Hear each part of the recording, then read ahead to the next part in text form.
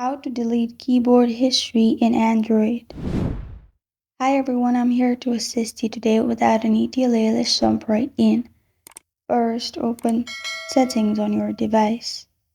In Settings, simply scroll down till you find System and click on System. In System, simply click on Language and Input at the top, which is the first option. Then click on Virtual Keyboard, which is the second option. Then select the keyboard that you're using now. In my case, it's Gboard. Then click on Privacy after scrolling down. In here, scroll down till you find Delete Learned Words and Data. Click on it. Enter the code that is showing on the screen. After you've entered the code, press on OK.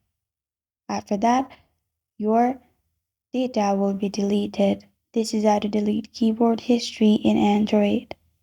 Thank you for joining me today. If this video helps you out, please leave a like and subscribe for more. Got a question or want to suggest a topic, comment below. Thank you for watching.